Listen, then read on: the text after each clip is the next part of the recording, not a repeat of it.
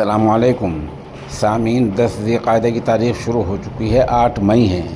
خبر کا عنوان ہے پاکستان کے رافیل گرانے کے دعوے پر ہمارے خارجہ سیکریٹری نے کیا کہا۔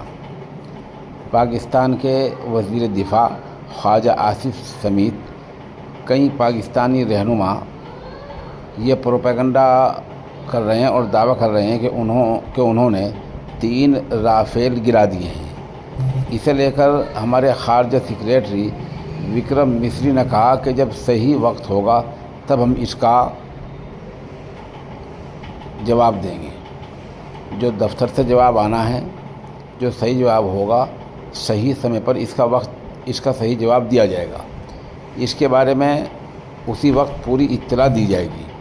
انہوں نے کہا کہ پاکستان جو پروپیگنڈا پھیلا رہا ہے، اسے لے کر کوئی حیرانی نہیں ہے۔ پاکستان ایک ایسا ملک ہے جو اپنے جنم کے ساتھ ہی جھوٹ بول دیتا ہے۔ چنانچہ 1947 میں جب پاکستانی فوج نے جموں کشمیر میں دھاوا بولا تب بھی ایسا ہی جھوٹ بولا تھا۔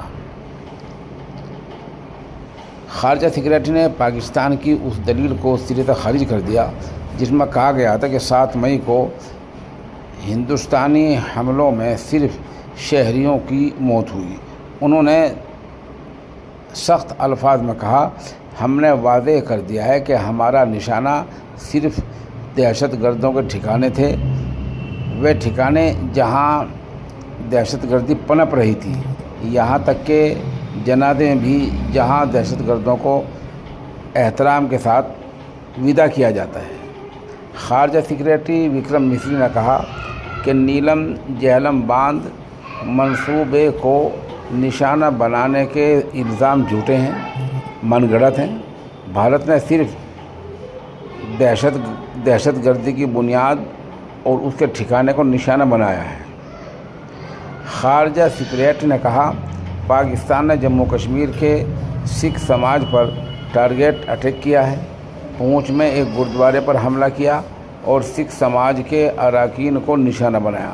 انہوں نے کہا کہ حملے میں 3 لوگ مارے گئے ہیں۔ انہوں نے کہا کہ پونچھ میں کل 16 شہری اب تک مارے گئے ہیں اور کئی دوسرے زخمی ہیں۔ بہرحال رافیل کے بارے میں خارجہ سیکریٹری نے یہ کہا ہے کہ وقت آنے پر اس کا جواب دے دیا جائے گا۔